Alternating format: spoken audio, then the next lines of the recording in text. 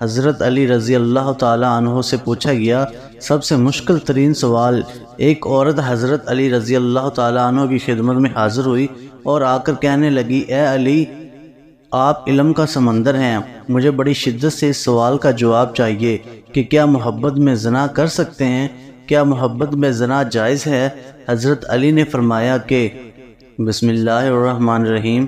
حضرت یحییٰ علیہ السلام سے پوچھا گیا کہ آپ تو اللہ کے نبی ہیں، ذرا یہ بات بتا دیجئے کہ زنا کی استطاعت کیسے ہوتی ہے؟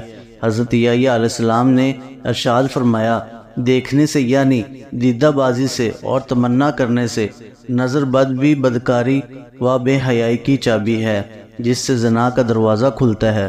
حضور صلی اللہ علیہ وآلہ وسلم نے حضرت علی رضی اللہ تعالیٰ عنہ سے ارشاد فرمایا، اے علی، کسی اجنبی عورت پر اچانک نگاہ پڑ جائے تو نظر پھیر لو اور دوسری نگاہ اس پر نہ ڈالو، کیونکہ پہلی نگاہ تو تمہاری ہے اور دوسری نگاہ تمہاری نہیں بلکہ شیطان کی ہے۔ اسلام میں نظر بازی قطعاً جائز نہیں، کیونکہ یہی شیطانی تیر ہے جو شرافت اور اخلاق کی چھلنی کر کے رکھ دیتا ہے۔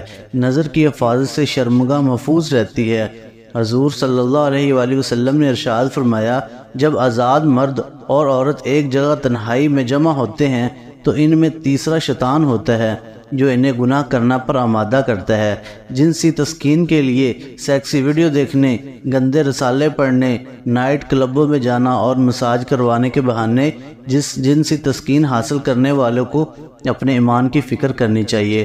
حضرت عائشہ رضی اللہ تعالیٰ عنہا فرماتی ہیں کہ میں نے حضور صلی اللہ علیہ وآلہ وسلم کو فرماتے سنا ہے کہ جو عورت اپنے شوہر کے مکان کے علاوہ کسی اور جگہ اپنے کپڑوں کو اتارتی ہے تو وہ اپنے اور اپنے رب کے تعلق کو توڑتی ہے۔ حضور صلی اللہ علیہ وآلہ وسلم نے ارشاد فرمایا کہ اللہ تعالیٰ کے نزدیک شرک کے بعد سب سے بڑا گناہ یہ ہے کہ آدمی اپنا نطفہ ایسے رحم میں ڈالے جو اس کے لیے حلال نہیں، یعنی زنا کرے۔ کوئی شخص بھی زنا کرتے وقت مومن نہیں رہتا۔ حضرت علی رضی اللہ تعالیٰ عنہ فرماتے ہیں، غیرت مند آدمی کبھی زنا نہیں کرتا اور شریف آدمی کبھی فحش نہیں بکتا۔ بدکاری کوئی معمولی گناہ نہیں ہے، بدکاری معاشرے کا سنگین ترین جرم ہے۔ جہاں زنا ہوتا ہے وہاں فنا ہوتا ہے۔ اسلام میں زنا کا مرتکب انسان سوسائٹی میں رہنے کے قابل نہیں، وہ معاشرے کے لیے ناسور اور زہر قاتل ہے۔ اللہ تعالیٰ کے نزدیک اس قدر ذلیل ہے کہ اللہ تعالیٰ نے اس کا سطح عرش پر زندہ بھی گوارا نہیں کرتا۔ ایسے فعل کا مرتکب اپنی ماں، بہن، بیٹی اور اپنے پرائے کے ساتھ بھی زندگی بسر کرنے کے قابل نہیں رہتا۔ حدیث شریف میں ہے، حضور صلی اللہ علیہ وآلہ وسلم نے ارشاد فرمایا، ساتوں آسمان اور ساتوں زمینیں شادی شدہ زناکار پر لعنت کرتی ہیں، اور جہنم میں ایسے لوگوں کی شرمگاہوں سے ایسی سخت بدبو پھیلے گی کہ اہل جہنم بھی اس سے پریشان ہوں گے، اور اس کے عذاب کے ساتھ اس کی رسوائی جہنم میں بھی ہوتی ہے۔ حضور صلی اللہ علیہ وآلہ وسلم جب معراج پر گیا تو آپ صلی اللہ علیہ وآلہ وسلم کا گزر ایک ایسے گروہ پر ہوا جن کو سخت عذاب ہو رہا تھا۔ آپ صلی اللہ علیہ وآلہ وسلم نے پوچھا، جبرائیل علیہ السلام، کہ یہ کون لوگ ہیں؟ حضرت جبرائیل علیہ السلام نے جواب دیا، یا رسول اللہ، یہ وہ لوگ ہیں جو دنیا میں زناکاری کے کاموں میں مبتلا رہے۔ اسلام نے زنا کی سزا اس لیے رجم سرزنی مقرر کی ہے تاکہ دوسرے لوگ عبرت پکڑیں اور اس برائی کو سر اٹھانے کا موقع نہ ملے۔ غیر شادی شدہ زانی کے لیے 80 کوڑے ہیں اور 1 سال ملک بدر کرنے کا حکم ہے۔ حضور صلی اللہ علیہ وآلہ وسلم کی خدمت اقدس میں ایک شخص حاضر ہوا اور درخواست کی، یا رسول اللہ، مجھے زنا کی اجازت دے دیں۔ آپ صلی اللہ علیہ وآلہ وسلم نے ارشاد فرمایا، کیا تو چاہتا ہے کہ کوئی تیری ماں کے ساتھ زنا کرے؟ عرض کیا، نہیں۔ آپ صلی اللہ علیہ وآلہ وسلم نے ارشاد فرمایا، اسی طرح اور لوگ بھی نہیں چاہتے کہ ان کی ماؤں کے ساتھ زنا کیا جائے۔ پھر ارشاد فرمایا، کیا تو یہ پسند کرتا ہے کہ کوئی تیری بیٹی کے ساتھ زنا کرے؟ عرض کیا، نہیں۔ رسول اللہ صلی اللہ علیہ وآلہ وسلم ارشاد فرمایا، اسی طرح اور لوگ بھی نہیں چاہتے کہ ان کی بیٹیوں کے ساتھ زنا کیا جائے۔ حضور صلی اللہ علیہ وآلہ وسلم نے ارشاد فرمایا، انسان کے ہر عضو کا زنا میں حصہ ہوتا ہے، بس آنکھیں بھی زنا کرتی ہیں اور ان کا زنا دیکھنا ہے، اور ہاتھ بھی زنا کرتے ہیں اور ان کا زنا پکڑنا ہے، اور پاؤں بھی زنا کرتے ہیں، ان کا زنا چلنا ہے، اور منہ بھی زنا کرتا ہے، اس کا زنا بوسہ لینا، اور دل خواہش کرتا ہے اور تمنا کرتا ہے، اور شرمگاہ اس کی تصدیق کرتے ہوئے زنا میں مبتلا ہوتی ہے یا جھٹلا کر باز رہتی ہے۔ حضرت مولانا شاہ عبد العزیز دہلوی کے زمانے کا واقعہ ہے کہ ایک طالب علم شاہ صاحب کے مدرسے میں پڑھتا تھا۔ مغل سلطنت کے زوال کا آخری دور تھا۔ شاہی خاندان کی ایک لڑکی کو یہ خوبصورت لڑکا پسند آ گیا۔ اس نے ملازم بھیج کر اس نوجوان کو بھیجا اور اس کے ساتھ میل ملاپ پیدا کرنا چاہا۔ نوجوان نے معذوری کا اظہار کیا کہ میں ایک طالب علم ہوں، خدا سے ڈرو۔ لڑکی پر نوجوان کی بات کا کوئی اثر نہ ہوا اور وہ اس کے ساتھ تعلق قائم کرنا چاہتی تھی۔ اب لڑکی انتقام پر آ گئی اور کہا اگر آپ میرے ساتھ میل ملاپ نہیں رکھو گے تو میں تمہارے ٹکڑے ٹکڑے کروا دوں گی۔ نوجوان بہت پریشان ہوا کہ کیسی مصیبت پڑ گئی۔ سوچنے لگا کہ میں کیا کروں، ایک طرف ایمان دوسری طرف جان کا خطرہ۔ کچھ دیر سوچتا رہا۔ اس نے کہا اچھا ذرا قضائے حاجت سے فارغ ہو لوں۔ بیت الخلاء میں گیا اور وہاں پر پڑی ہوئی ساری نجاست اپنے بدن پر لگا لی اور اسی حال میں باہر آیا تو ہر طرف بدبو پھیل گئی۔ لڑکی کے سامنے ہوا تو وہ سخت ناراض ہوئی۔ اس نے گھر سے باہر نکلوا دیا۔ لڑکے نے گندگی سے بھرے کپڑے نہر میں جا کر صاف کیے، کپڑوں کو دھویا، اچھی طرح غسل کیا، نجاست دور کیا اور اگلے دن شاہ صاحب کی خدمت میں حاضر ہوا تو انہوں نے دیکھتے ہی فرمایا کہ بیٹا آج کون سا عطر لگا کر آئے ہو؟ نوجوان بہت شرمندہ ہوا اور دل میں سوچنے لگا کہ گندگی کی بدبو ابھی تک جسم میں رچی ہوئی لگتی ہے، نجاست کا اثر رہ گیا ہے، اس لیے شاہ صاحب کہہ رہے ہیں کہ کون سا عطر لگا کر آئے ہو؟ نوجوان کہنے لگا حضرت بہت دھویا، کیا کروں؟ واللہ بہت دھویا، سارا دن اسی میں گزر گیا، کیا کروں حضرت؟ مگر شاہ جی اس سے مسلسل عطر کے بارے میں پوچھ رہے تھے کہ کون سی خوشبو لگائی ہے، یہ سارا کمرہ مہک اٹھا ہے۔ شاہ جی نے اس دن بچوں کو چھٹی دے دی اور اکیلے نوجوان سے وہ پوری داستان سنی۔ شاہ جی نے تمام کہانی سن کر قسم کھا کر کہا کہ نوجوان اتنی بہترین خوشبو میں نے اپنی زندگی میں آج تک نہیں دیکھی سونگی، یہ جنت کی خوشبو ہے جو تیرے بدن سے آ رہی ہے۔ اللہ تعالیٰ نے تیرے ایمان کی حفاظت فرمائی، تو نے جوانی کی عمر میں اپنے آپ کو حرام کاری سے بچایا۔ خوش نصیب ہے وہ انسان جس کا دامن زنا کاری سے آلودہ نہیں ہوا۔ دین اسلام پاکیزگی اور پاک دامنی کی زندگی اختیار کرنے کی تلقین کرتا ہے۔ اسلام بے حیائی کو پسند نہیں کرتا۔ ہر دور کا کوئی نہ کوئی فتنہ ہوتا ہے۔ آج کے دور کا ایک بہت بڑا فتنہ بے حیائی ہے۔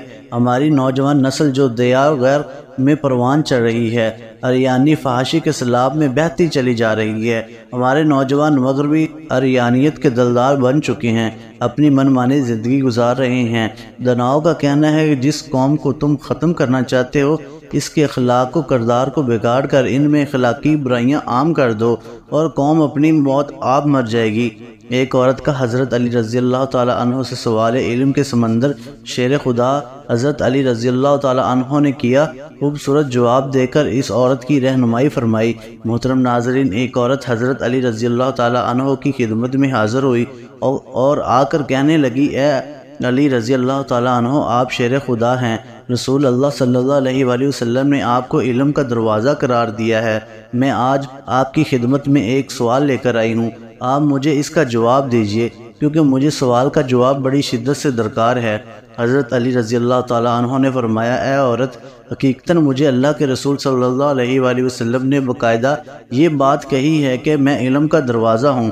تم پوچھو کیا پوچھنا چاہتی ہو، میں تمہیں اس کا جواب دوں گا تاکہ تمہاری زندگی آسان ہو سکے۔ اب وہ عورت آپ رضی اللہ تعالیٰ عنہ سے کہتی ہے کہ اے علی، میں ایک شخص سے بڑی محبت کرتی ہوں اور وہ شخص بھی مجھ سے بہت محبت کرتا ہے۔ میں اس شخص سے محبت کرتی ہوں صرف اور صرف اپنی روح کی تسکین کے لیے، لیکن وہ شخص مجھے چھونے کی کوشش کرتا ہے، وہ میرے جسم کی جانب اپنا ہاتھ بڑھانے کی کوشش کرتا ہے، وہ مجھے چھو کر اپنی نفسانی خواہشات کا اظہار کرنا چاہتا ہے، انہیں پورا کرنا چاہتا ہے۔ اے علی، میں پوچھنا یہ چاہتی ہوں کہ اگر وہ اپنی نفسانی خواہش کو پورا کر لے تو کیا یہ جائز ہے؟ جب حضرت علی رضی اللہ تعالیٰ عنہ سے یہ سوال پوچھا گیا تو حضرت علی رضی اللہ تعالیٰ عنہ نے فرمایا اے عورت، محبت وہ ہوتی ہے جس محبت کے اندر انسان دوسرے انسان کی عزت کرے۔ ادب پہلا کرینہ ہے۔ محبت کے کرینوں میں اگر کوئی کسی سے محبت کرتا ہے تو وہ سب سے پہلے اس کی عزت کرتا ہے۔ اگر وہ شخص تمہاری حقیقتاً عزت کرے تو اس کا مطلب یہ ہے کہ وہ تم سے سچی محبت کرتا ہے، لیکن وہ تمہیں اپنے فائدے کے لیے استعمال کر رہا ہے، جس میں محبت کا دور دور تک کوئی نام و نشان موجود نہیں۔ لہٰذا اگر تمہیں یہ لگتا ہے کہ یہ محبت ہے تو تم غلط ہو، یہ محبت نہیں ہے بلکہ یہ تو سراسر اپنی ہوس کو مٹانے کا ایک طریقہ کار ہے۔ محترم ناظرین، اصل محبت کا تعلق انسان کی زندگی کے اس لمحے سے ہوتا ہے جس لمحے میں اسے یہ احساس ہو جائے کہ کوئی شخص مجھ سے پیار کرتا ہے، اور اس چیز کو سوچتے ہوئے اس کا دل و دماغ روشن ہو جائے اور وہ مزید کسی چیز کی دنیا سے توقع نہ کرتا ہو، کیونکہ وہ چاہے کہ میں زندگی میں جو چیز چاہتا تھا وہ مجھے مکمل طور پر دستیاب ہو چکی ہے، اور اب میری زندگی انتہائی سہل اور آسان ہو گئی۔ اب آپ کو آج کی اس ویڈیو میں زنا کے بارے میں بھی بتایا جائے گا، اس کے بارے میں اسلامی ارشادات کیا ہیں۔ شادی سے پہلے اگر بیوی نے زنا کیا اور اس کے شوہر کو شادی کے بعد اپنی بیوی کی زنا کے بارے میں معلوم ہو جائے تو اس شوہر کو کیا کرنا چاہیے؟ ایک آدمی نے بازاری عورت سے شادی کی۔ شادی سے پہلے وہ مرد اس عورت سے ناجائز تعلقات قائم کرتا رہا اور اب انہوں نے شادی کر لی۔ قاری صاحب کہتے ہیں کہ جس سے زنا کیا جائے اس سے نکاح نہیں ہو سکتا۔ قاری صاحب کی یہ بات درست ہے، واقعی ایسا نکاح حرام ہے۔ اللہ تعالیٰ فرماتے ہیں سورۃ نور میں، وہ حرام کیا گیا ہے اوپر ایمان والوں کے، زانیہ کا زانی یا مشرک کے ساتھ نکاح مومنوں پر حرام ہے۔ حافظ ابن حکیم رحمۃ اللہ علیہ فرماتے ہیں اس مقام پر زانی کا اس میں اشارہ سے زنا مراد دینا ضعیف اور کمزوری ہے۔ نیز نگاہ کے سلسلے میں اللہ تعالیٰ کا فرمان ہے وہ پاک دامن ہو، نہ علانیہ زنا کرنے والے ہو، نہ یاروں والی اور نہ پکڑنے والے، نہ چھپے دوست ہوں۔ اس بات کی دلیل ہے کہ نکاح منعقد ہونے کے لیے مرد اور عورت دونوں کا عفیف اور پاک دامن ہونا بہت ضروری ہے۔ محترم ناظرین، اگر کوئی عورت مرد زنا کر لے تو کیا اس دونوں کا آپس میں نکاح جائز ہوگا؟ اور اگر شادی کے بعد پتہ چلے کہ میاں بیوی میں سے کسی ایک نے ماضی میں زنا کیا تھا، ان کے نکاح کا کیا حکم ہوگا؟ بہت سی چھوٹی باتوں کی طرح یہ بات ہمارے معاشرے میں کم علمی کی وجہ سے مشہور ہے کہ زنا کرنے والے مرد اور عورت آپس میں نکاح کر ہی نہیں سکتے، جبکہ یہ بات غلط ہے۔ بلا شبہ یہ ایک غلیظ ترین گناہ عظیم ہے، مگر ان کو نکاح سے روکنا درست نہیں، بلکہ اگر کسی سے یہ جرم ہو جاتا ہے تو ان کو آپس میں ہی نکاح کرنا چاہیے تاکہ ان کے معاملات آپس میں ہی رہیں، اور ان کا نکاح بالکل جائز ہے اور ہو سکتا ہے، مگر شرط یہ ہے کہ وہ نکاح سے پہلے سچے دل سے توبہ کر لے۔ تفصیل کچھ اس طرح سے ہے کہ زانیہ اور زانی مرد کا نکاح اس وقت تک صحیح نہیں جب تک وہ توبہ نہ کر لیں۔ اگر عورت یا مرد توبہ نہیں کرتا تو ان کا نکاح صحیح نہیں ہوگا۔ یہ اشارہ عقد نکاح کی طرف سے، یعنی یہ جانتے ہوئے کہ فلاں عورت بدکار ہے، اس سے نکاح کرنا مومن مرد کے لیے حرام ہے۔ اس طرح اپنی بیٹی کو کسی بدکار شخص کے نکاح میں دینا جو تائب نہ ہو مومنوں کے لیے حرام ہے۔ ناپاک عورتیں ناپاک مردوں کے لیے ہیں اور ناپاک مرد ناپاک عورتوں کے لیے ہیں، اور پاک عورتیں پاک مردوں کے لیے ہیں اور پاک مرد پاک عورتوں کے لیے ہیں۔ اللہ تعالیٰ نے دوسرے مقام پر مردوں اور عورتوں کے نکاح کے لیے دونوں کے پاک دامن ہونے کی اور بدکار نہ ہونے کی شرط لگائی ہے، اور مومن عورتوں میں سے پاک دامن عورتیں اور ان لوگوں کی پاک دامن عورتیں جنہیں تم سے پہلے کتاب دی گئی، جب تم انہیں ان کا مہر دے دو، اس حالت میں کہ تم قید نکاح میں لانے والے ہو، بدکاری کرنے والے نہیں ہو اور نہ چھپی آشیانے بنانے والے ہو۔ رسول اللہ صلی اللہ علیہ وآلہ وسلم سے بھی ثابت ہوتا ہے کہ بدکار عورت یا بدکار مرد سے جو تائب نہ ہو نکاح حرام ہے۔ عبداللہ بن عمر رضی اللہ تعالیٰ عنہ بیان کرتے ہیں کہ ایک آدمی جسے مرثد بن ابی مرثد کہا جاتا تھا، وہ مکہ سے قیدی اٹھا کر مدینہ لایا کرتا تھا۔ وہ مکہ میں ایک بدکار عورت تھی جسے عناق کہا جاتا تھا اور وہ اس کی دوست تھی۔ مرثد بن ابی مرثد نے مکہ میں قید ایک آدمی سے وعدہ کیا تھا کہ وہ اسے اٹھا لے جائے گا۔ اس کا بیان ہے کہ میں مکہ میں آیا اور میں نے چاندنی رات میں مکہ کی ایک دیوار کے ساتھ بیٹھا تھا کہ عناق آئی، اس نے دیوار کے ساتھ مجھے بٹھا دیکھا۔ جب وہ میرے پاس پہنچی تو اس نے مجھے پہچان لیا، کہنے لگی مرثد ہو؟ میں نے کہا ہاں مرثد ہوں۔ کہنے لگی آؤ ہمارے پاس رات گزارو۔ میں نے کہا اللہ نے زنا حرام کر دیا ہے۔ اس نے آواز دی خیمے والو، یہ وہ آدمی ہے جو تمہارے آدمی اٹھا لے جاتا ہے۔ چنانچہ 8 آدمی میرے پیچھے لگ گئے اور میں مکہ کی پہاڑیوں میں چھپنے لگا حتیٰ کہ ایک غار تک پہنچ گیا اور اس میں داخل ہو گیا۔ وہ لوگ میرا پیچھا کرتے ہوئے آئے حتیٰ کہ میرے سر پر کھڑے ہوئے اور انہوں نے پیشاب کی تو اس کا پیشاب میرے سر پر گیا، مگر اللہ تعالیٰ نے انہیں مجھ سے اندھا کر دیا۔ پھر وہ واپس چلے گئے حتیٰ کہ میں مدینے پہنچ گیا تو میں رسول اللہ صلی اللہ علیہ وآلہ وسلم کے پاس آیا اور کہا، یا رسول اللہ، میں اناق سے نکاح کر لوں۔ میں نے انہیں 2 مرتبہ یہ بات کہی۔ پہلے تو رسول اللہ صلی اللہ علیہ وآلہ وسلم خاموش رہے، مجھے کوئی جواب نہیں دیا۔ تو پھر رسول اللہ صلی اللہ علیہ وآلہ وسلم نے فرمایا، مرشد کسی زانیہ یا مشرکہ سے زانیہ یا مشرکہ نکاح نہیں کرتے، اس لیے تو اس اناق سے نکاح مت کر۔ سنن ابو داؤد میں لکھا ہے کہ کسی بھی شخص کے لیے ایسی عورت سے نکاح کرنا جائز نہیں جس سے زنا ہو چکا ہو، اور یہ مومنوں پر حرام کر دیا گیا ہے۔ زانی مرد اور زانی عورت سے نکاح حرام ہونے کی یہ واضح دلیل ہے۔ جب تک وہ توبہ نہیں کرتے اس سے نکاح حرام ہے، اور اسی طرح زانی مرد سے بھی جب تک وہ توبہ نہ کرے نکاح کرنا جائز نہیں۔ لیکن اگر زانی مرد یا زانی عورت زنا کے بعد سچی توبہ کر لے اور اپنے گناہ پر شرمندہ ہو تو ان کا آپس میں نکاح کرنا جائز ہے، اور کسی اور کے ساتھ نکاح بھی جائز ہے۔ جیسا کہ کوئی مشرک عورت شرک سے توبہ کر کے مسلمان ہو جائے تو اس کے لیے نکاح جائز ہے۔ جس نے توبہ کی اور ایمان لے آیا اور عمل نیک کیا، یہ لوگ ہیں جن کی برائیاں اللہ تعالیٰ نیکیوں میں بدل دے گا، اور اللہ ہمیشہ بے حد بخشنے والا نہایت رحم والا ہے۔ دعا ہے کہ اللہ تعالیٰ میرا سنانا اور آپ کا سننا اپنی پاک بارگاہ الہی میں قبول و منظور فرمائے، آمین۔ ناظرین، کمنٹ باکس میں اللہ تعالیٰ کے 99 ناموں میں سے ایک نام ضرور ٹائپ کریں۔ اگلی ویڈیو تک کے لیے اجازت دیجیے۔ اللہ حافظ۔